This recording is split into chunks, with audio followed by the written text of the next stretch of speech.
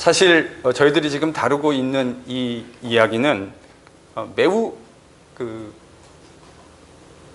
쉽지 않은 내용을 사실은 다루고 있는 것입니다. 저희들이 이제 다음 시간부터 자세하게 보게 되겠지만, 초대 교회에 지금 저희들이 이야기했던 바로 이러한 내용을 가지고 고민했던 흔적들이 사도행전에 기록되어져 나옵니다. 여러분들과 이 이야기를 제가 해 나가면서 이걸 이렇게 설명하면 어떨까 하는 생각이 좀 들었어요. 구약을 통해서 하나님이 언약이라고 하는 옛 언약, 우리가 구약 성경을 벌써 부르기를 옛 언약 이렇게 부르고 있잖아요. 여러분이 얼마만큼 구약이라는 말의 의미에 대해서 깊이 생각하시는지 잘 모르겠지만, 구약이라는 말 자체가 벌써 옛 언약, 그러니까 하나님이 이전에, 그리스도 이전에 주셨던 그 언약이라고 하는 것을 담고 있고, 신약이라고 하는 것은 새 것이죠. 그러니까 하나님이 예수님을 통해서 비로소 드러내신 것이 가지고 있는 새로운 의미.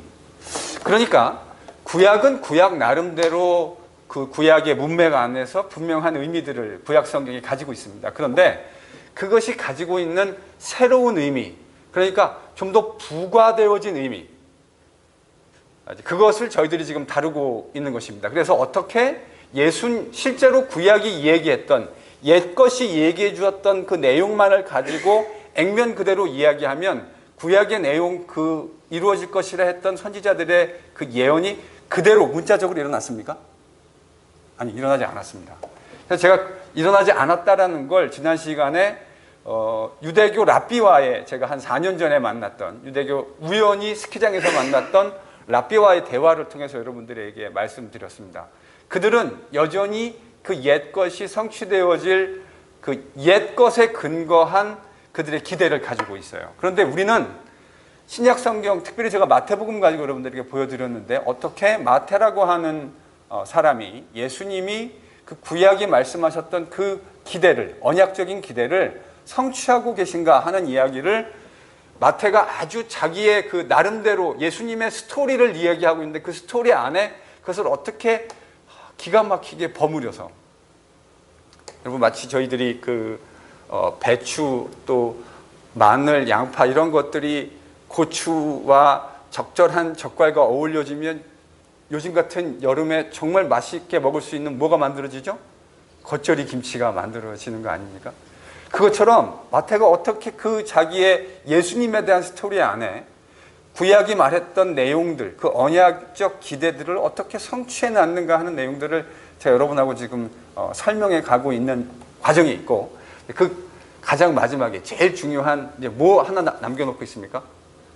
율법, 토라에 대한 내용 하나 남겨놓고 있습니다. 그래서 구약적인 문맥에서 바라봤을 때 예수님을 통해서 구약의 언약적 기대들이 아직 성취되지 않은 것 같은 것들이 있음에도 불구하고, 어떻게 마태라고 하는 사도는 예수께서 그것을 실제로 성취하셨는가 하는 내용을 그의 복음서, 특별히 1장, 2장, 3장, 4장 안에서 어떻게 다이나믹하게 보여주었는가 하는 이야기를 여러분하고 이야기해 오고, 이제 제일 마지막 뭐 하나 남았다고요? 토라. 자, 그렇다면 지금까지 우리가 해왔던 일종의 이런 성경 공부, 이것을 뭐 이렇게 불러볼 수 있을 것 같은데, 아직 여러분들이 그것에 풀리 동의가 안 된 분들이 계실 테니까, 하나의 가설, 그러니까 과학적인 언어로 표현한다면 하이포티시스, 가설, 여러 가지 실험이나 이런 것들에 근거해서 이런 가설을 세울 수 있고, 그런 가설은 여러 가지 증거들, 에비던스들에 의해서 사실인지 아닌지가 판명되는 거 아닙니까? 그러니까 이제 제가 여러분하고 그것이 사실이다라고 하는 것을 제 나름대로 논리를 가지고 지금 얘기해오고, 이제 율법에 대한 이야기를 여러분하고 하려고 해요. 그렇다고 한다면 이 율법도 마태라고 하는 저자가 예수님 안에서 성취되어졌다고 하는 전망으로 표현해야 제가 하는 말이 되는 거 아닙니까? 맞습니까? 그러니까 이제 그런 증거를 마태복음에서 찾아가 보죠. 여러분, 원래 율법은 왜 주어졌죠? 율법이라고 하는 건 하나님의 언약 백성이 언약 백성답게 사는 것이 무엇이냐라고 하는 것을 규정해 주기 위해서 율법이 주어진 거죠. 여러분, 율법이 주어졌던 시기, 제가 율법을 설명할 때 이미 설명을 좀 드렸어요. 율법은 하나님께서 이스라엘 백성이 이제 더 이상 여러분 집안에서 패밀리로 5명, 4명 뭐 좀 더 커진 조금 익스펜드된 패밀리 뭐 할아버지 뭐 옆에 큰아버지, 작은아버지 이렇게 사신다고 해도 한 20명 정도 사는 이런 패밀리 안에서는 여러분 법이 필요합니까? 필요하지 않습니까? 가정에 무슨 성문화된 법이 필요하세요? 그래서 법조문 제1조 1항 이렇게 써놔야 됩니까? 아닙니다. 그런 패밀리가 살 때는 그런 법조항이 필요 없어요. 왜요? 지혜 있는 할아버지가 하시는 말씀, 지혜 있고 사랑 많은 아버지가 하는 말씀이 꼭 뭐가 되는 거죠? 집안에요? 법이 되는 겁니다. 그래서 저도 어렸을 때, 제 어렸을 때 기억이 저희 집에 할아버지, 할머니, 아버지, 어머니, 작은아버지, 작은 삼촌, 그러니까 작은아버지, 작은 삼촌이 아니에요. 작은아버지, 숙모, 고모, 시집 안 간 고모, 그리고 저희 남매, 대충 잡아서 한 10명 되죠, 그렇죠? 그래서 집에 무슨 이야기하면 이런 얘기 하잖아요. 이거 왜 이렇게 해야 되나? 이렇게 얘기가 나오면 무슨 얘기 나오면 게임 끝입니까? 할아버지가 그렇게 하라고 말씀하셨어요. 그러면 상황 종료입니다. 그 순간 모든 이론이 없어져요. 그냥 할아버지가 그렇게 말씀하셨구나. 아버지가 그렇게 말씀하셨대. 그러면 그냥 저희 아버지랑 작은아버지도 바로 꼬리를 내리시고 제 기억에 바로 할아버지의 말씀에 의해서 모든 가정의 룰이 정해지는 거죠. 왜냐하면 기본적으로 할아버지가 가족들을 사랑하고 할아버지가 지혜로운 어른으로서 지혜로운 판단을 내릴 것이라고 하는 것에 대한 가족 구성원의 신뢰와 사랑이 그 안에 깔려 있는 거죠. 그러니까 이제 우리 이씨 집안 전주 이씨 15대 손, 16대, 17대 손 법조항 1조 이상 이런 거 필요해요? 필요하지 않아요? 필요하지 않아요. 그런데 이스라엘에게 법이 주어졌던 순간을 생각해 보면 이스라엘이 시내산에서 이제 이집트에서 출애굽해서 하나님 백성으로 좋기 아무리 안 돼도 한 200에서 300만은 되는 사람들이 서로 살아가기 위해서 그러면 다양한 의견들이 존재할 수 있지 않겠습니까? 하나님 백성으로 많은 사람들이 착각하는 것 중에 하나가 출애굽은 종되었던 그들을 종에서부터 자유롭게 하기 위해서 하나님이 출애굽 구출해내셨다 이렇게 보통 이야기하거든요. 제가 지난번에도 그게 반은 맞고 반은 틀리다 제가 이제 이렇게 말씀드렸던 것 같은데 왜 그러냐면 출애굽 4장을 보면 하나님은 그 출애굽시키는 목적을 그들을 종으로부터 자유롭게 하기 위해서 불렀다라고 규정하고 있다기보다는 그들이 이집트에 있을 때는 누구를 섬겼죠? 바로요. 바로를 섬겼습니다. 근데 이제 출애굽해가지고 나오면 이스라엘은 종에서 자유인이 되는 겁니까? 여러분 이게 되게 중요한 개념이에요. 종에서 자유인이 되기 위해서 하나님은 출애굽시키신 겁니까? 아닙니다. 다른 주인을 섬기기 위해서예요.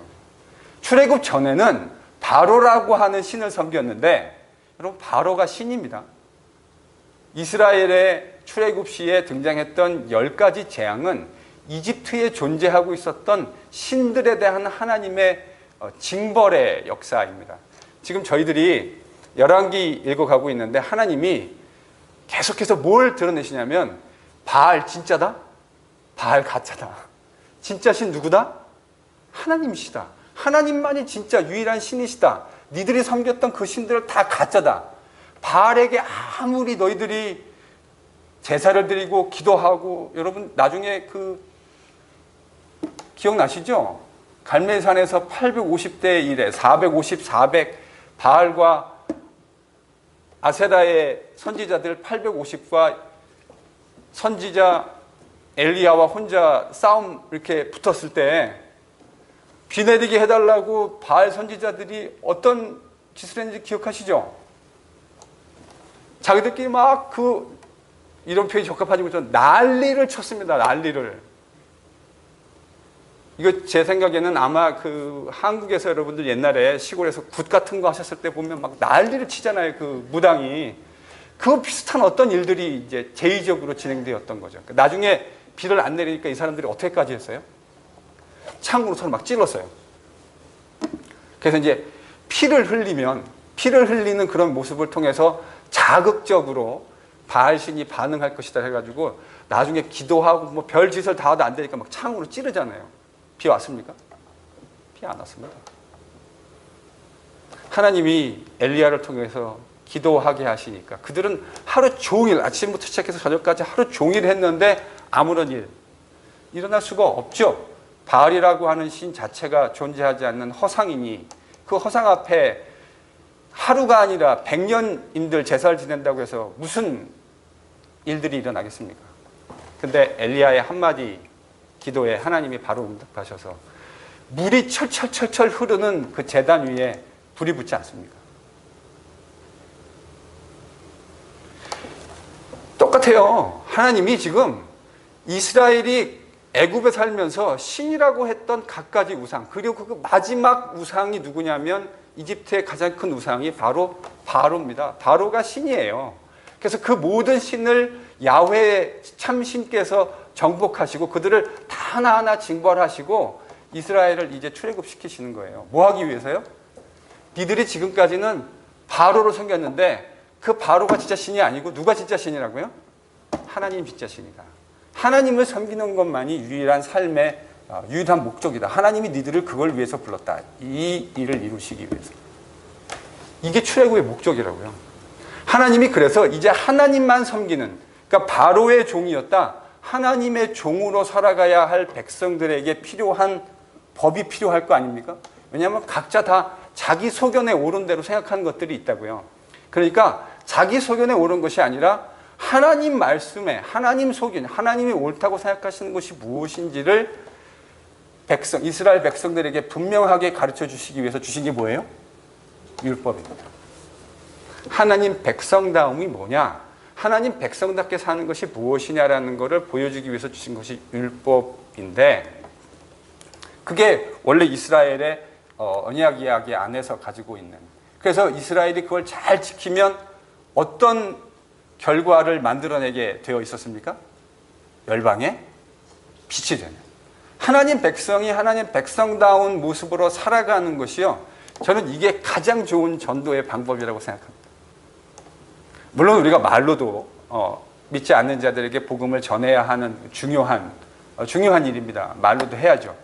근데 오늘 같은 이런 시대에는요, 말로 하는 것 중요한데 사실 더, 제가 볼 때 더 중요한 것 같아요. 우리의 컨텍스트에서는. 뭘로 하는 거예요? 삶으로 살아내는 거. 예수 믿으면 예수 믿는 그 복음의 증거들이 드러났는데 그것이 무엇인지가 오늘날 같이 혼탁해진 사회에서 희미하게 보이는, 오늘날처럼 그렇게 희미하게 보인 적이 많지 않았던 것 같아요. 그러니까 그 하나님 자녀다움, 하나님 백성다움으로 살아가는 것이 무엇인지를 보여주는 것이 아주 효과적인 전도의 방편이 될 때가 참 많이 있는 것 같아요. 바로 그 이야기를 하고 있는 겁니다. 그래서 이스라엘이 하나님 말씀, 토라의 계명에 순종하며 살아가게 되어질 때 이스라엘은 그들을 원래 부르셨던 열방의 빛이 될 것이라고 하는 목적을 성취할 수 있게 되어지는 거죠.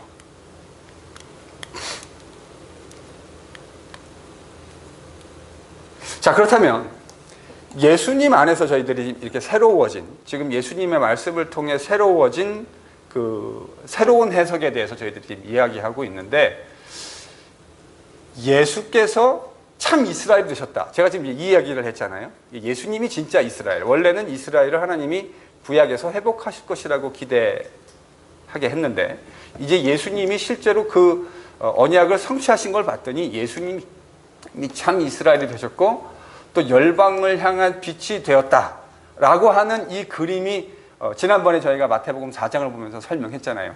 스불론 납달리에 거하시는 그 모습이 어두운 곳에 거하는 자들에게 빛이 비춘다라고 하는 이사야의 예언을 예수님이 성취하신 거다.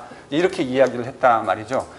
그러니까 이 말은 원래 이스라엘이 열방의 빛이 되는 것은 어떤 수단과 방법을 통해서 이루어지는 겁니까? 이스라엘이 토라의 말씀에 순종하는 것을 통해서 이루어졌던 거잖아요. 즉 이스라엘이 토라 말씀에 잘 순종하면 그 결과로 이스라엘이 열방의 빛이 될 것이라고 하는 그들의 원래 소명이 성취되는 거잖아요. 근데 지금 마태복음 4장에 보면 예수님이 열방의 빛이 되셨다고 하는 사실이 이미 등장했어요. 그 말은 이 말 속에 뭐가 전제되어 있냐면 예수님이 이미 율법의 내용들을 성취하셨다라고 하는 그 전망이 이미 들어있는 겁니다. 다시요. 중요한 내용이니까 다시 설명을 할게요. 이스라엘이 율법을 잘 지키면 열방의 빛이 되어집니다. 그렇죠. 이게 저희가 그동안 배웠던 성경 공부의 내용입니다. 그런데 마태복음엔 이미 예수님이 참다운 이스라엘이 되셔서 열방의 빛이 되셨다라고 하는 언급이 등장해요. 그리고 심지어는 예수님이 자기가 열방의 빛일 뿐만 아니라 자기를 따르는 제자들에게도 너희들이 세상에 the light of the nation, 너희들이 열방을 향해서 비치는 빛이 될 것이다. 빛이다라고 선언하셨다고요. 그러니까 이 말은 이미 예수님이 율법을 성취하셨다라고 하는 전망이 이 안에 들어있다고 하는 거죠. 제 말이 이해가 되십니까? 그러면 과연 그런 이야기가 등장하는지, 마태복음 안에 등장하는지를 저희들이 좀 확인해 보면 될 것 같습니다. 실제로 마태복음 5장 17절에 보면 복음서에서 예수님이 이런 이야기를 하신 것이 이제 처음인데요. 한번 찾아보실까요? 마태복음 5장 17절. 자, 여러분 지금 예수님이 이렇게 말씀하셨잖아요. 내가 율법이나 혹은 선지자를 뭐하러 온 줄로 생각하지 말라고요? 폐하러 온 줄로 생각하지 말라. 여러분 이 말은 예수님의 일련의 행위들이 어떤 사람들이 보기에는 뭐로 비춰질 수 있었다고 하는 말입니까? 율법을 폐하는 것처럼 비춰질 수 있었다는 거죠. 여러분 만약에 어떤 사람들이 율법을 예수님이 지금 폐하고 있다고 말하지 않았다면 예수님은 지금 아주 불필요한 이야기를 하고 계시는 게 되는 거죠. 누군가가 예수님을 향해서 당신이 그렇게 하면 그게 율법을 폐하는 거 아니냐, 율법을 파기하는 거 아니냐 이렇게 이야기를 하시는 거죠. 그러니까 적어도 어떤 누군가들의 눈에 보기에는 예수님이 지금 율법을 파기하고 있는 것처럼 보였다고 하는 거죠. 그래서 그것에 대해서 예수님이 내가 지금 율법을 뭐 하는 게 아니라고요? 폐기하고 있는 거 아니다. 폐기하고 있는 게 아니라 도리어 뭐 하고 있다고요? 완전케 하고 있다. 여기서 이제 완전케라고 하는 그 단어가 상당히 재미난 단어예요. 이거는 요 완전케라고 하는 것을 어떻게 우리가 이해할 수 있느냐라고 하는 것만 충분히 설명하려고 해도 적어도 한 3시간 정도가 필요할 것 같아요. 여기서 완전하다라고 하는 거, 그러니까 fulfill, 영어로는 이제 fulfill이라고 표현했고요. 헬라 말로는 플레로라고 하는 동사인데 이 플레로, fulfill하다라는 말의 의미가 도대체 어떤 의미를 담고 있느냐라고 하는 것을 아주 자세하게 사실은 해야 돼요. 근데 제가 왜 안 하냐면 사실은 했어요. 언제 했냐? 지금 계속 해오고 있는 거예요. 율법을 도대체 성취한다고 하는, 율법을 원래 하나님이 의도했던 그 목적지로 데려간다고 하는 것. 저는 이제 율법 성취라는 게 이런 의미라고 생각하거든요. 저희들이 여행을 플랜할 때가 있잖아요. 예를 들면 여기서 우리가 메인으로 여행을 하겠다. 그러면 우리가 이 하트포드 커네티컷을 출발해서 95로 타고 메인으로 쭉 올라가서 메인에 우리가 원래 계획했던 그 데스티네이션, 그러니까 종착점에 딱 도착하는 순간 여행의 목적은 뭐가 되는 거죠? 성취가 되는 거죠. 제가 생각에 예수님이 생각했던 그 완성이라는 말의 의미가 딱 그건 것 같아요. 원래 계획했었던, 하나님이 그러니까 처음부터 율법을 주실 때 계획하셨던 그 목적이 완벽하게 그 원래 하나님이 의도했던 곳에 도달하게 되어지는 것. 저는 이게 예수님이 성취, fulfill, 플레로라고 하는 말을 통해서 표현하신 것 같은데 마태복음 5장 17절에서 예수님이 그렇게 말씀하십니다. 내가 율법을 폐하러 온 것이 아니고 뭐 하러 왔다고요? 성취, 완성하게, 완전하게 되게끔 하기 위해서 왔다. 이렇게 말씀하셨다고요. 자, 그 전망을 가지고 아주 재미난 구절이 하나 등장하는데요. 이사야 42장 1절에서 4절. 이 구절은 여러분들이 아주 많이 찬양을 통해서도 접했을 그런 구절입니다. 한번 읽어볼까요? 42장. 참고로 이사야 42장은 고난받는 종의 기도라고 하는 닉네임이 붙어 있는 구절입니다. 이 구절 속에 아주 재미난 구절이 등장하는데 한번 읽어보겠습니다. 그래서 여기서 내가라고 하는 건 야훼 하나님이고 나의 종, 그것은 뭐 이스라엘로 표현할 수도 있고 고난받는 하나님의 종, 이렇게 저희들이 이해할 수 있는데, 자, 그것을 머리 염두에 두면서 한번 같이 읽겠습니다. 시작. 자, 지금 이 본문은 이사야 42장에서 이사야가 마지막 날, 그러니까 종말에 되어질 일에 대한 이야기를 전달한 한 부분, 파트의 이야기입니다. 이 고난받는 종에 관련된 이사야의 이야기를 잘 읽어보면 마지막 때에 어떤 일이 일어날 거라고 택했냐면, 저희들이 이거 찬양으로도 많이 불렀잖아요. 상한 갈 때 꺾지 아니하시는. 이게 여러분, 이 상한 갈 때 꺾지 않는다라는 복음성가를 했을 때 머릿속에 떠오르는 그 노래를 들으면 세대 구분하실 수 있는 거 아시죠?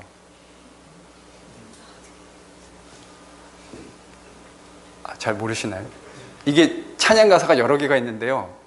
상한 갈 때 꺾지 않으시고 했을 때 그 머릿속에 떠오르는 복음성가가 있다고요. 근데 그게 뭐가 떠오르느냐에 따라서 이 세대가 달라진다고요.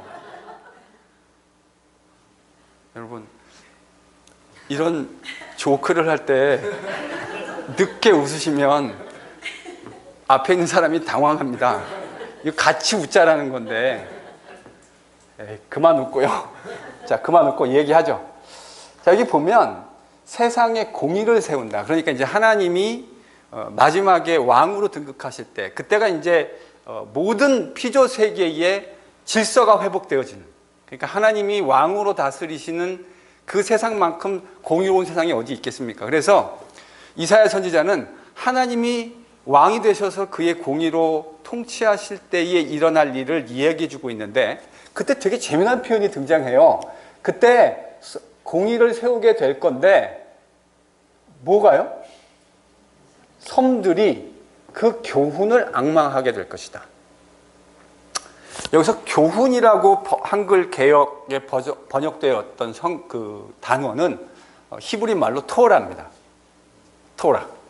율법인 거죠. 이 토라라는 말은 문맥에 따라 그냥 토라로 번역할 수도 있고, 때로는 가르침, 어떤 교훈, 그러니까 아주 다양하게 문맥 안에서 번역될 수 있는데, 이 원래 그 히브리어 원문의 단어는 토라예요. 그러니까 하나님이 공의로 그의 메시아, 그러니까 그 고난받는 종, 그게 누군지 모르겠지만 되게 다양한 그 캔디데이트이 등장한다고요. 이 사람이 누구냐? 그랬을 때, 자, 어쨌든 그 사람이 누군지 간에 마지막에 하나님이 자신의 공의를 세우게 될 것인데, 그때 섬들이 하나님의 토라를 앙망하게 될 것이다. 이게 언급이 등장합니다. 재미난 이 표현이 등장하는데, 섬들이라고 하는 거예요. 마지막 때가 되면 공의가 세워질 텐데, 공의가 왜 세워지느냐? 섬들이 하나님의 법인 토라를 앙망하고 살게 될 것이기 때문에 공의가 세워질 것이다. 지금 이 말을 하고 있는 거예요. 여러분, 이 말이 잘 이해가 되시죠? 잘 이해가 안 되시나요? 여러분, 하나님의 다스리심이라고 하는 건 항상 그분의 말씀에 대한 순종을 통해서 이루어지는 겁니다. 맞죠? 그래서 예수님이 그랬잖아요. 너희가 나를 사랑하면 뭐를 지킨대요? 요한복음 이 유명한 말씀 모르세요? 너희가 나를 사랑하면 나의 계명을 지킬 것이다. 여러분, 이거는요, 구약 신명기에서 보여주고 있는 구약의 핵심 사상입니다. 하나님 사랑하는 사람은 하나님의 뭐를 지키게 되어 있습니까? 왜 말씀, 율법을 지키게 되어 있죠. 난 하나님 사랑하는데 난 하나님 말씀 잘 안 지켜. 그럼 여러분, 이거 어떻게 생각하셔야 돼요? 남편이 아내를 사랑하는지 알려면 아내한테 가서 뭘 물어보면 됩니까? 아내의 말을 잘 귀담아 듣는가? 여러분, 귀담아 듣지 않으면 그거는 남편이 아무리 사랑한다고 얘기해도 이거 뭐죠? 좀 센 말이 나왔는데 뻥이시랍니다. 뻥.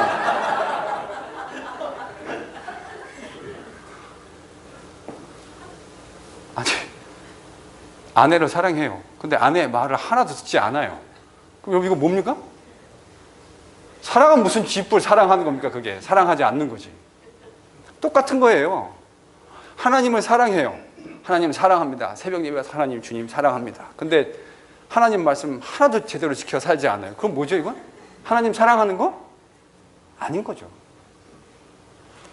여러분, 하나님의 공의, 하나님의 그 공의의 성품은 하나님의 피조물이 하나님의 그 질서인 율법을 순종하는 것을 통해서 드러나게 되어져 있습니다. 맞죠? 그래서 이 선지자들이 얘기했던 마지막에 하나님의 이 언약이 회복되는 종말의 때에 공통적으로 등장했던 게 뭐냐면 하나님의 백성도 뭘 지킵니까? 토라를 지키고, 심지어는 누구도 토라를 지켜요? 우리 같은 이방인들도 시온으로 나와서 하나님 앞에 토라를 지키는 모습. 그래야 이게 뭐가 회복되는 거예요? 하나님이 원래 창조 시에 계획하셨던 하나님의 다스리심, 누구를 통한? 인류를 통한 하나님의 다스리심이 실현되어지는 거예요.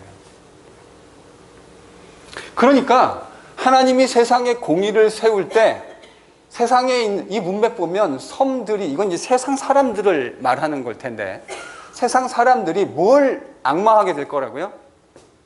토라, 하나님의 율법의 교훈을 앙망하게 될 거다.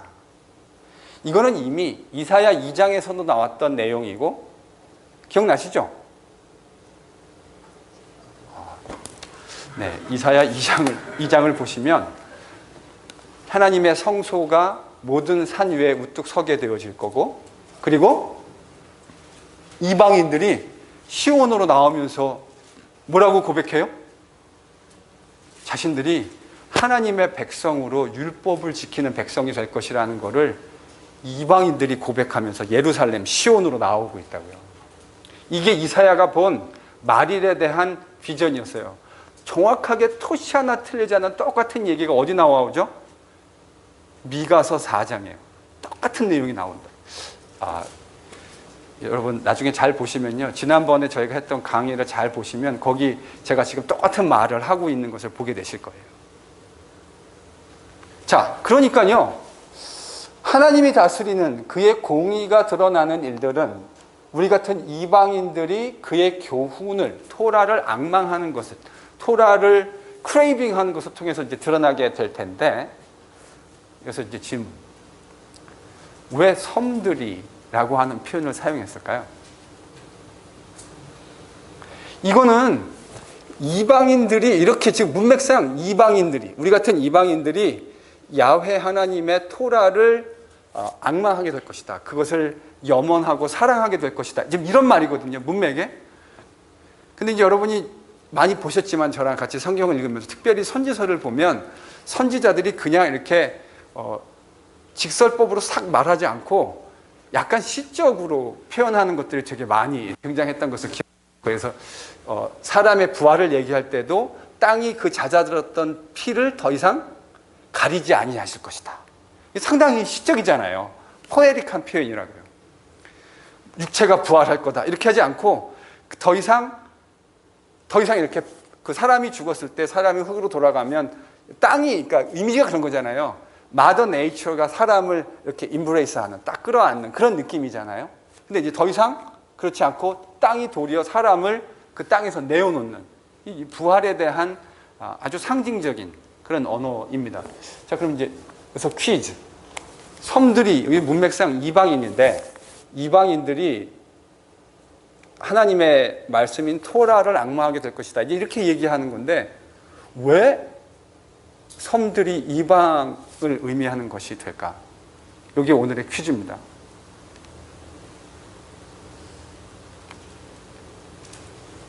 왜 그럴까요?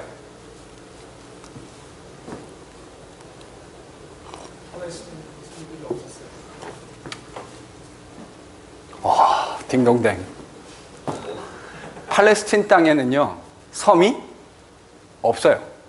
그러니까 이스라엘 사람, 이게 이제 말하자면 관용적 표현인데, 이스라엘 사람들이 살고 있는 땅에는 섬이 없잖아요. 그러니까 이스라엘 사람들한테 섬 그러면 이건 대본에 딱 뭐가 떠올라요? 이방 나라. 그래서 유대인들끼리만 통하는 표현이, 우리 같은 사람들한테, 한국 사람들한테 하면 안 돼요. 왜요? 우리는 저 천지의 섬이에요. 저 남해안 쪽, 서해안 이쪽 가면 그냥 천지 빼가리로 섬이 깔려 있다고요. 대한민국은요. 그러니까 이런 말이 통하지 않아요. 그런데 유대인들한테는 섬들이 그러면 뭐가 되죠? 이방 이렇게 이제 자연스럽게 되는 거죠. 여러분 이런 표현들은 문화적으로 되게 많아요. 제가 지난번에 한번 말씀드린 것 같은데 대한민국 한반도를 얘기할 때 우리가 문학적으로 사용하는 표현들이 있습니다. 아주 유명한 표현 있죠. 한반도, 코리안 페닌슐라를 얘기할 때 뭐라고 얘기하죠? 뭐 금수강산 그렇게 얘기할 수도 있고요. 좀 지형적으로 얘기할 때 제일 북단에 있는 산하고 남단에 있는 산을 비유하는 게 있죠. 뭐라고 얘기하죠? 백두에서 한라까지. 그러면 우리는 대번에 딱 뭘 알아듣죠? 아, 이게 지금 한반도 얘기하는구나. 백두산, 제일 북쪽에 있는 큰 산, 제주도에 있는 가장 큰 산. 그래서 백두에서 한라까지. 그런 표현이라고요. 유대인들도 있어요. 유대인들이 자기네 땅을 표현하는 그 표현이 있다고요. 뭐죠? 단에서 부에세바까지. 단은 제일 북쪽에 있는 그 노던 테리토리고요. 부에세바. 이거 남방 유다 제일 밑에 있는 땅이에요. 그러니까 가장 북쪽과 남쪽. 단에서 부에세바, 백두에서 한라, 섬들. 자, 이해가 되셨죠? 그러니까 이 말은 이런 거예요. 하나님이 마지막에 그의 고난받는 종을 통해서 세상에 공의를 세우게 될 건데 그때가 되어지면 이방인들이 뭐를 앙망하게 된다고요? 토라를 앙망하게 될 것이다. 근데 매우 흥미로운 건 지금 이사야 42장을 마태복음 12장에서 인용하고 있는데 여러분 자 어떻게 인용되고 있는지 한번 이게요 지금 마태복음 저자는 이사야 42장을 있는 그대로 그냥 딱 코트해가지고 하지 않아요. 그러니까 자기 말로 바꾸어서 인용하고 있어요. 패러프레이징을 말하자면 하고 있는 건데 어떻게 하고 있는지 한번 여러분 읽어보시기 바랍니다. 그리고 뭐가 달라졌는지에 대해서 좀 착안하시면서 읽어보시면 재밌을 것 같아요. 같이 읽습니다. 시작. 아까 말씀드린 대로 마태는 지금 이사야 42장을 인용하고 있는데 그것이 틀림없는데 왜냐하면 앞에서 딱 얘기했잖아요. 선지자 이사야로 말씀하신 바 보라 나의 택한 종 이렇게 하면서 이제 마태복음은 이사야 42장을 지금 인용하고 있다고요. 근데 인용하고 있는데 여러분 눈에 띄게 달라지고 있는 이게 그대로 인용하는 것이 아니기 때문에 미묘한 차이들이 있긴 한데 눈에 띄게 달라진 것이 있어요. 그 중에 하나가 이제 이사야 42장에서는 신, 나의 신 이렇게 되어 있는데 그걸 뭘로 마태에서는 바뀌어져 있습니까? 성령. 예. 그러니까 인용하면서 마태복음 저자는 이것을 아주 좀 그 자신의 독자들이 이해하기 쉬운 말로 조금 바꾸어서 인용해주고 있는데 그것도 중요하지만 지금 가장 눈에 띄게 달라진 것이 뭐가 있죠? 여러분 뭘 보세요? 제가 이미 그 볼드 해놨는데 섬들이 그 토라를 앙망하게 될 거다. 이 부분이 자 섬들이 그러면 이 말이 무슨 말인지 못 알아들을 수 있는 사람들이 있으니까 아예 섬이라고 하는 게 뭐를 의미하는지를 이방인들이라고 이렇게 아예 명시적으로 표현했어요. 그러니까 은유적 표현이 명시적 표현으로 바뀌어져 있는 거죠. 섬들이 토라를 앙망할 것이다. 그런데 마태복음에서는 지금 섬들이 뭘로 바뀌어져 있다고요? 이방. 그리고요? 토라가 뭘로 바뀌어 있습니까? 그 이름이 무슨 이름인데요?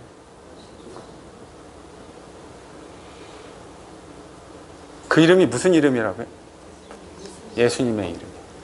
예수님이 참 이스라엘, 진짜 유일한 이스라엘이 되셔서 하나님이 원래 토라를 주셨을 때 계획하셨던 열방의 빛이 되는 그 일을 예수님이 이루어내셨다면 토라에 대한 앙망이 예수님에 대한 앙망으로 변한다고 하는 것은 너무나 당연한 논리적 귀결이 아니겠습니까?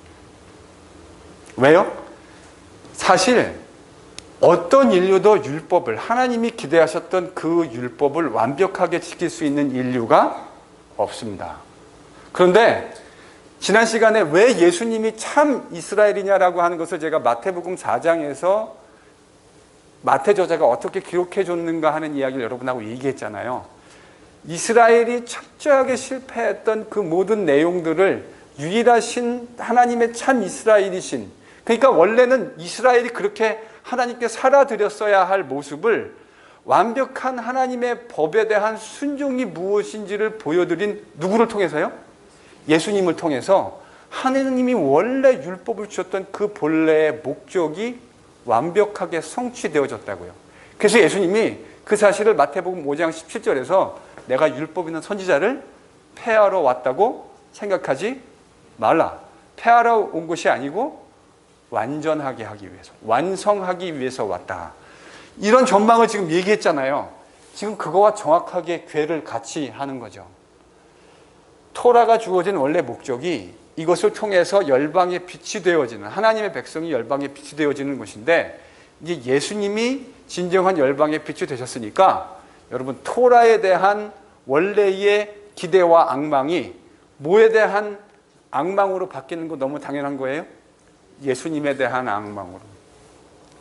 그래서 이건 이제 저희들이 나중에 더 자세하게 갈라디아서를 공부하게 될 때 저희들이 더 자세하게 다루게 될 것이라고 생각하는데, 여러분, 기독교인은 율법 아래 있습니까? 잘 대답하십시오. 기독교인은 율법 아래 있습니까?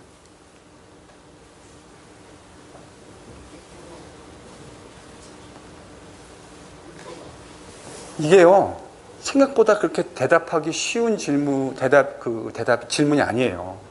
기독교인이 율법 아래 있는가? 많은 분들이 되게 헷갈려 하신다고요. 제가 저희 조카를, 그때가 2006년, 그러니까 지금부터 10여 년이 좀 더 된 때인데, 저희 조카가 있었는데, 미국에 저희 이제 큰 처남이 유학을 보내려고, 저에게 이제 조기 유학 보내려고 저보고 좀, 제가 이제 저희 집사람이랑 있으니까 저희 집으로 이렇게 유학을 보내서 큰 조카를 교육시키려고 그렇게 생각하셨어요.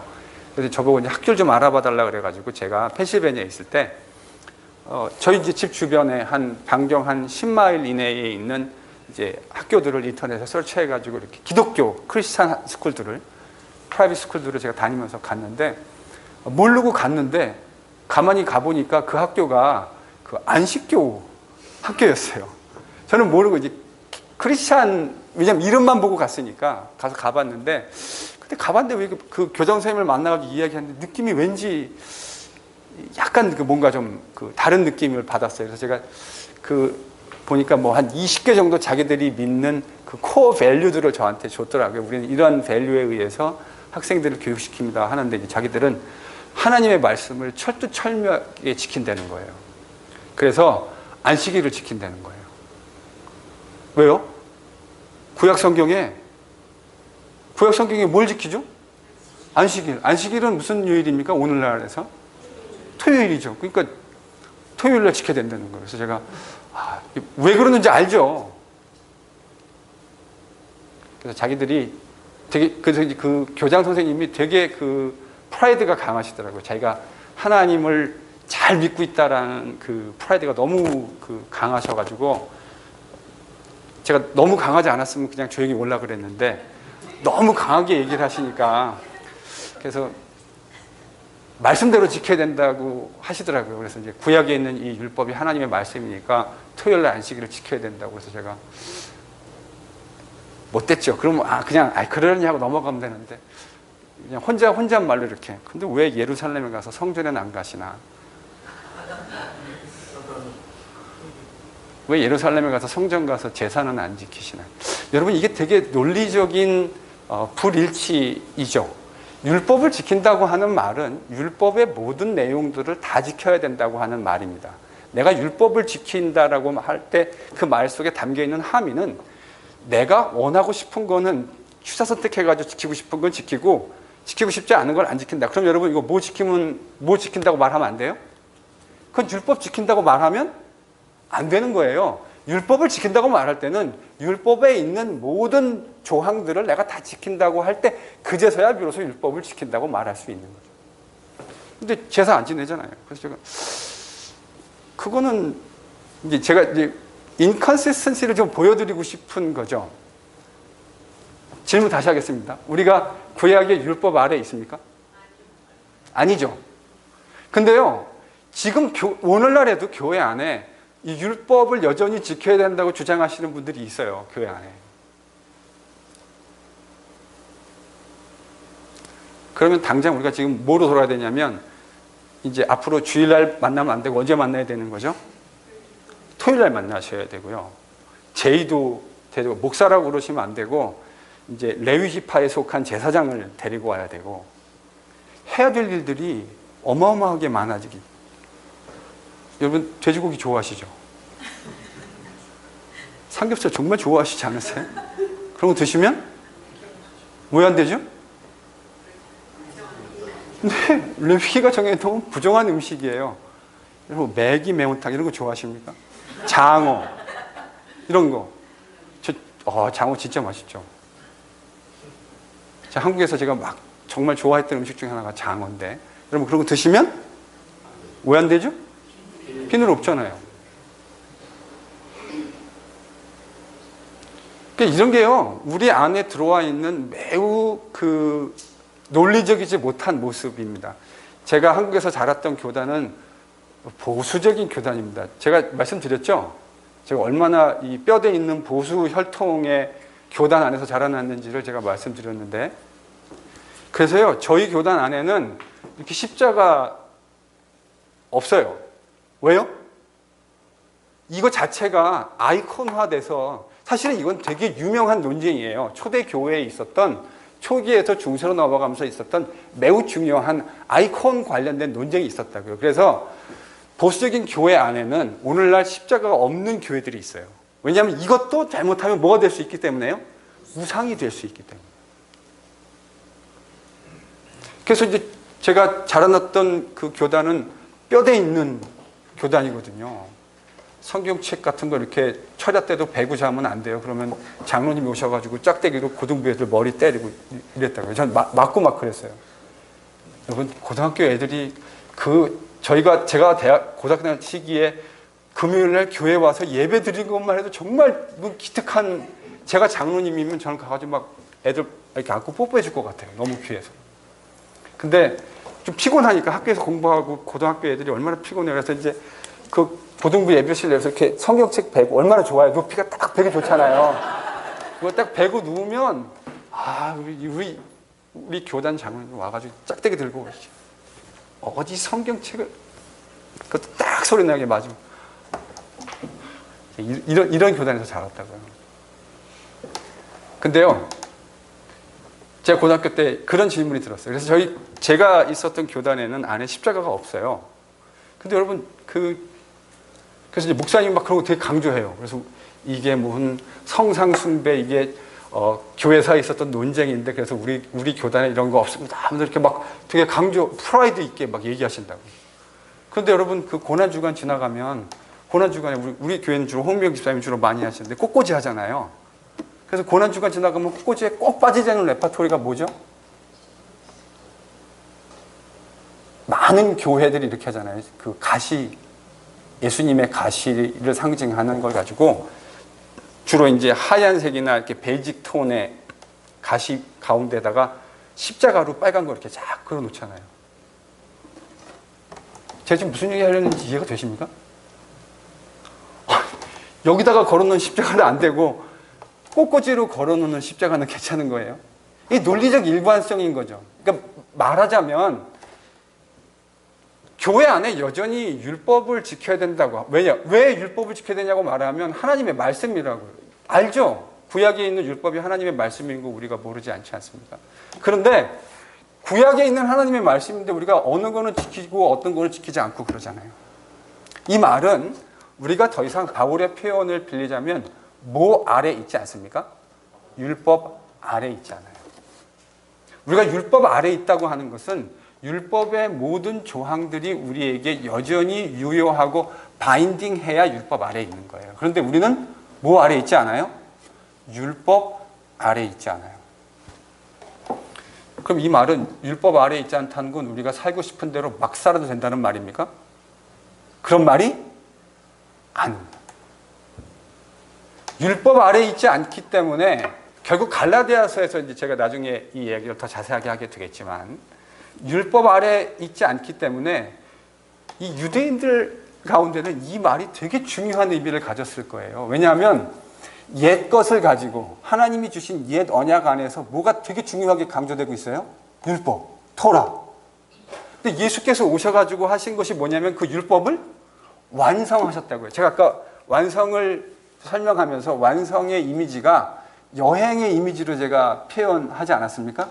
원래 계획했던 그 데스티네이션에 도착되어지는 순간 이 여행의 계획은 완성되어진 거죠.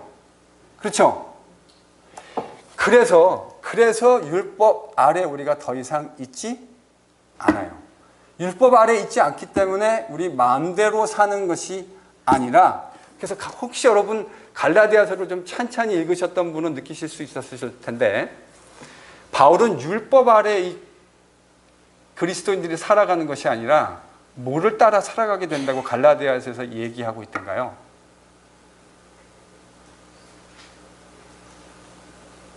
네, 지금은 다 대답하지 않으셔도 괜찮습니다. 근데 이것만은 좀 기억해 주시죠. 제가 나중에 가서 이 이야기를 아주 자세하게 풀어서 설명을 할 거거든요. 그때 제가 답은 미리 말씀드렸어요. 뭐냐면 우리는 더 이상 율법을 따라 살지 않습니다. 뭘 따라 삽니까? 성령을 따라 삽니다. 그래서 성령을 따라 사는 사람에게 뭐의 요구가 이루어진다고 바울이 로마서에서 얘기하냐면, 로마서 8장에 성령을 따라 사는 자에게 율법의 요구가 이루어진다, 이렇게 표현합니다. 이젠요, 저희들은 율법 아래에 있어서 율법을 따라 사는 사람들이 아니에요. 이 말은 우리가 율법을 배척하고 마치 그것이 하나님의 말씀이 아닌 것처럼 산다라는 말이 아닙니다. 율법 아래에 있고 율법을 따라 산다고 하는 건 율법의 모든 규정들을 저희들이 다 지켜야 된다고 하는 말이에요. 그런데 이제 그리스도 예수 안에 있는다고 하는 말은 율법 아래에 있는 것이 아니에요. 그러니까 삼겹살 드시면 됩니까? 안 됩니까? 괜찮습니다. 근데 왜 괜찮은지는 잘 모르시겠죠? 네, 왜 괜찮은지는 제가 나중에 좀 더 설명을 해드릴게요. 이게 왜 괜찮은 건지. 자, 그래서 토라에 대한 악망이 예수님에 대한 악망. 또 이거는요, 좀 더 풀어서 이렇게 설명할 수 있어요. 예수님에 대한 악망은 성령을 따라 사는 삶에 대한 악망으로 바뀌어지는 거예요. 왜요? 성령은 누구의 영이니까요? 여러분, 성령의 별명이 뭐죠? 예수의 영. 성령은 예수의 영입니다. 성령은 예수께서, 제가 그래서 지난번에 성경 공부 시간에도 한번 말씀드렸는데, 성령이 임하면, 성령이 임할 때 가장 극명하게 드러나는 현상이 뭔지 아십니까? 방언을 한다. 질병을 고친다. 물론 성령이 임했을 때 나타날 수 있는 부수적인 결과로 그런 일들이 일어날 수 있습니다.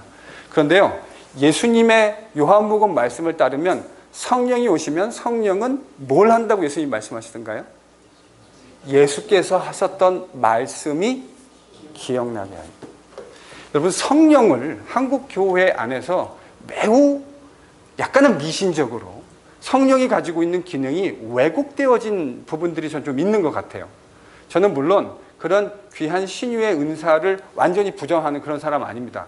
하나님이 아주 신비한 방법으로 오늘날도 일하실 수 있다는 것에 대해서 오픈되어져 있어요. 그런데 좀 정확하게 얘기하자고요. 성경은 얘기할 때 성령의 메이저 사역을 예수님께서 내가 가면 성령을, 다른 보혜사를 너희에게 보낼 건데, 다른 파라클레토스를 너희들에게 보낼 건데, 그 파라클레토스가 와서 하는 일, 여러분, 파라클레토스가 예수님의 별명이신 거 아세요? 그러니까 예수님이 뭐라 그랬냐면, 나도 파라클레토스인데 내가 가면 다른 파라클레토스를 너희들에게 보낼 거다. 알로스 파라클레토스. 그러니까 예수님도 파라클레토스, 보혜사시고 성령도 보혜사신데, 성령은 무슨 보혜사냐면 다른 보혜사예요. 예수님과 다른 보혜사. 그런데 그 두 분이 하는 일이 근본적으로 다릅니까? 똑같습니까? 똑같습니다. 여러분, 이거 만약에 다르다라고 얘기하면 매우 심각한 일이 벌어지는 겁니다. 그렇게 되는 순간 우리는 이제 2단, 3단 이렇게 되는 거예요. 성령이 하시는 일이 예수님이 하시는 것과 다르다. 이건 정말 심각한 이단이 되는 겁니다. 성령은 정확하게 예수의 영이십니다. 그래서 예수께서 제자들에게 가르치셨던 내용들을 생각나게 하십니다. 자, 그러면 오늘날에 성령이 우리 가운데 임했다고 하는 것에 대한 가장 큰 반증이 뭡니까? 우리가 예수를 믿게 되는 겁니다. 우리가 예수를 사랑하게 되는 겁니다. 우리가 예수께서 하셨던 말씀을 기억해서 그 말씀대로 순종하게 되어지는 겁니다. 여러분, 이게 성령이 왔을 때 나타나는 결과입니다. 그래서 이방인들이 과거에는 토라에 대한 교훈을 앙망하는 것으로 이사야에 기록되어져 있었는데 그 얘기가 지금 뭘로 바뀌어진다고요? 신약이 오면요. 예수의 이름. 예수에 대한 크레이빙. 예수를 사랑하고 예수를 앙망하게 되어지는 모습으로 변화되어진다고요. 그것은 성령에 대한 크레이빙하고 사실은 같은 겁니다. 그런 맥락에서. 자, 율법에 대한 희망이 지금 누구에 대한 희망으로 바뀌어졌어요? 예수님에 대한. 이런 관점에서 우리가 율법에 대해서 태도를 취해야 합니다. 그러니까 지금 예수님 안에서 새로워진 이 언약 이야기, 원래 구약 성경 안에 있었던 옛것, old revelation, 그러니까 old covenant, 옛 언약이 있었는데 이 언약이 지금 예수님을 통해서 새롭게 지금 저희가 재해석했잖아요. 지금까지. 기억나시죠? 어떻게 재해석했는지. 예수께서 진짜 이스라엘이 되셔서 이스라엘에게 기대됐던 그 모든 일들을 성취하시고 성전도 예수님이 스스로 성전되어서 우리 가운데 임마누엘로 임하시고 율법에 대한 기대마저도 예수님 안에서 완벽하게 성취되어지는 내용들 같이 이해하겠습니다. 그렇기 때문에 왜 우리가 안식일 더 이상 토요일날 시키지 않습니까? 안식일이 원래 바라봤던 참된 종착점이 뭐죠? 여러분, 안식이란 건 샬롬 아닙니까? 그렇죠? 샬롬은 언제 깨어졌죠? 창세기 3장에서 깨어졌습니다. 창세기 3장에서 샬롬이 깨어졌다고요. 하나님과 인간이 누려야 할 참된 샬롬이 창세기 3장에서 깨어지고 샬롬이 깨어진 첫 번째 결과가 뭡니까? 더 이상 하나님과 함께 샬롬하며 살 수 없어요. 그러니까 어떻게 하셨죠, 하나님이요? 나가. 킥아웃. 나가. 어디서 나가는 거죠? 에덴으로부터. 이 에덴이라고 하는 말의 의미는 물론 장소적인 의미도 있겠지만 하나님과 함께하는 참다운 교제로부터의 축출입니다. 그래서 이제 하나님으로부터 벗어나서 자기 소견에 오른 대로 살아가게 되잖아요. 그래서 이 신라권하고 에덴에서 축출되어진 인류가 첫 번째 했던 일이 뭐죠? 말을 잘해야죠, 지금. 형제 살인. 형제가 형제를 죽이는. 이건 결과로 그렇게 나타났지만 샬롬이 사라진 인간의 실존을 아주 적나라하게 보여준 그림입니다. 그런데 예수님이 오셔서 이 모든 구약의 이야기를 완성하셨다라고 하는 말의 의미는 이제 그 샬롬이 바라봤던, 안식이 바라봤던 참된 목표 지점이 뭐였다는 거죠? 부활이었다고 하는 거예요. 그래서 부활을 통해서 안식, 참된 샬롬이 바라봤던 그 참된 안식이 어디에서 완성되어진 거예요? 예수님의 부활에서. 그래서 초대교회는 이런 인식을 가지면서, 물론 이거에 대해서 로마의 태양신 숭배와 연관되어져서 기독교의 변질을 얘기하는 분들이 간혹 계시긴 한데, 저는 그 영향이라고 하는 것이 이런 신학적인 영향보다 크다고 생각하지 않습니다. 초대교회가 가졌던 예배일로서 주의를 지켜왔던 전통은 이런 신학적인 근거 위에서 진행되어진 것이에요.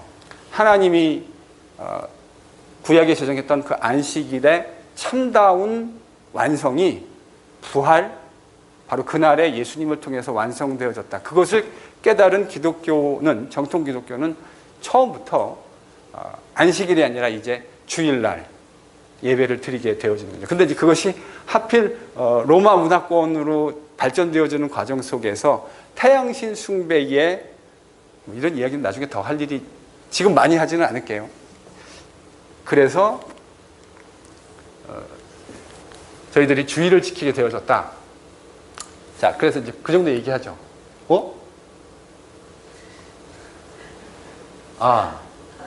지사님 이거 다음 번 슬라이드죠. 네. 그래서요, 이제 저희가 다음 주에는 이제 뭐를 이야기할 거냐면, 자, 예수님이 말씀하셨던 구약 성경의 선지자들이 얘기했던 하나님 나라의 완성, 그 종말에 일어날 일의 완성이 지금 궁극적으로 누굴 통해서 완성되어진 거예요? 예수님을 통해서요. 이게 신약 기독교회가 고백하는 공통된 내용입니다. 예수님께서 구약의 선지자들이 얘기했던 바로 그 하나님의 종말론적 나라를 이 땅 가운데 가지고 왔다. 근데 지금 여러분이 저랑 같이 공부하면서 느끼셨겠지만 그 옛것이 완성되어진 새것의 모습이라고 하는 것이 구약적인 그 혈통이나 이것에 대해서 강조점을 가지고 있는 사람들이 볼 때에는 여러분 헷갈릴 수 있는 요소가 있습니까? 없습니까? 이 말이 좀 어려우신가요? 지금 옛것이 완성되어졌어요. 예수님을 통해서. 그런데 완성되어진 것을 가만히 잘 봤더니 이 완성되어진 게 누가 봐도 척 보면 완성되어졌네. 여러분 이렇게 되는 겁니까? 아니면 이거 완성되어졌는데 자세히 골똘히 면밀히 세세히 자세히 조사해야 보이는 겁니까? 여러분 이렇게까지 성의 있게 얘기했으면 후자라고 얘기해 주셔야죠. 자세히 면밀히 상세히 열심히 눈을 크게 뜨고 조사해야 보이는 거예요. 그러니까요. 그러다 보니까 예수님의 지금 저희들이 이야기한 예수님 안에서 구약의 이 이야기가 완성되었다고 하는 것이 신약 성경에 있는 모든 사람들이 동시에 바로 그거였구나, 그렇게 완성된 거구나 이렇게 이해한 것이 아니라는 거예요. 그런 게 아니라고 하는 흔적을 성경 자체가 보여주고 있어요. 성경을 잘 보면 지금 저희들이 얘기했던 이렇게 눈을 크게 뜨고 열심히 자세히 보여야 보이는 이것이 그냥 이렇게 척 보면 보이는 것이 아니기 때문에 특별히 예수님을 믿게 된 사람들 가운데, 기독교인이 된 사람들 가운데 이방인들은 이런 거 고민할 필요 없어요. 왜요? 우리는 어차피 태어날 때부터 율법이 뭔지 모르고 태어났어요. 그러니까 율법을 얘기해봐야 아무 의미 없어요. 우리는 그냥 율법 없이 살다가 예수 믿게 된 사람들이에요. 그런데 유대인으로 태어나서 예수를 믿게 되어진 사람은 이야기가 좀 달라요. 왜요? 여러분 우리가 유대인, 기독교인이 되기 전에 유대인이었다고 한번 생각해 보십시다. 그러면 여기에 남자들은 유대인으로 태어났기 때문에 내가 의식하지 못했지만 나는 8일째 되던 날 뭘 받게 되었을까요? 할례를 받았겠죠. 할례는 율법의 표식이 우리의 육체 안에 있는 거 아닙니까? 그리고 우리는 우리의 인식이 제대로 만들어지기 전부터 어렸을 때부터 아버지 손 붙들고 어디 가서 예배 드리며 살았을까요? 성전에 가거나 절기마다 성전을 가거나 아니면 성전을 갈 수 없는 상황이 되어지면 근처에 있는 회당에 다니며 유대인으로서 하나님 백성다운 모습을 가지고 살았을 거라고요. 그러면서 뭘 들어요? 이사야의 이야기, 에스겔의 이야기, 예레미야의 이야기, 미가서 이야기, 이런 다양한 이야기를 들으면서 살게 되어졌을 거라고요. 그러면서 하나님의 나라가 이루어지기를 기대하는 경건한 유대인들에게는 지금 우리가 설명했던 이런 내용들과 옛것이 완성되어지는 이 그림 사이에 미묘한 컨플릭이 발생할 수밖에 없어요. 무슨 말인지 좀 이해가 되십니까? 구약을 근거로 해서 신약에 완성되어질, 하나님이 메시아를 통해서 완성시킬 그 하나님의 나라라고 하는 건 구약 성경에 철저하게 근거를 두고 있는 거잖아요. 근데 이제 예수님을 통해서 다시 돌아보니까 그것이 완성됐다고 하는 전망을 가지게 되기는 했지만 우리가 만약에 유대인으로, 경건한 유대인으로 하나님 나라가 오기를 기대했다고 한다면 마치 세례 요한이 느꼈을 그러한 하나님의 나라가 이루어지는 것에 대한 우리가 가지고 있는 어떤 기대들이 있다고요. 그 기대들이 꼭 우리가 원하는 모습으로 성취되어지지 않았다고 하는 이 사이에 미묘한 긴장이 발생합니다. 내일 아침에 제가 설교할 때 이야기하겠지만 사람들은요 다 나름대로 하나님이 하실 일에 대한 기대들을 가지고 있어요. 여러분 엘리야도 제가 내일 그 얘기 할 거거든요. 엘리야가 갈멜산에서 850대 1로 막 싸울 때 여러분 만약에 그걸 우리가 실제로 이걸 만약에 저쪽 어떤 데 가가지고 이게 오페라 같은 것으로 혹은 그 뮤지컬로 만들었다면 이게 얼마나 익사이팅한 장면이겠습니까? 그렇죠? 근데 그 바로 다음 장면이 뭐죠? 세상에. 두 개의 그림이 너무 안 어울리는 그림이잖아요. 갈멜산에서 싸울 때는 막 용사라고요. 엘리야가. 여러분 거의 열광적인 미친 광신자들이 서로 창으로 찔러대면서 하고 있는 이 모습 속에서 혼자 고독하게 하나님 백성으로 선지자로서 자기가 가야 될 길을 가잖아요. 그 나중에는 아합보다 막 비가 내리고 있는데 거기 잘못하면 비가 안 내리다가 이제 하나님이 그 저주를 거두시고 비를 허락하시니까 나중에 마차 빠질까봐 엘리야가 막 빗속을 달려가는 얘기 모르세요? 그 유명한 얘기. 마차보다 더 빨리 달리는 엘리야. 근데 바로 그 다음 장면이 뭐죠? 이세벨이 죽이겠다 그러니까 로뎀나무 아래 밑에 들어가서 데려가옵소서. 저는 엘리야도 하나님이 어찌어찌 행하셔야 된다고 하는 자기 나름대로의 프로토콜을 가지고 있었다고 생각합니다. 근데 하나님이 그 엘리야의 프로토콜대로 움직이지 않으시고 하나님의 프로토콜이 뭔지를 보여주십니다. 저는 궁금하시죠? 내일 그 얘기를 좀 더 자세하게 할 겁니다. 하나님의 프로토콜이 뭔지, 하나님이 자기의 프로토콜을 가지고 있는 엘리야를 어떻게 하나님의 방법으로 바꾸어 내시는지 비슷한 예가 될 수 있을 것 같아요.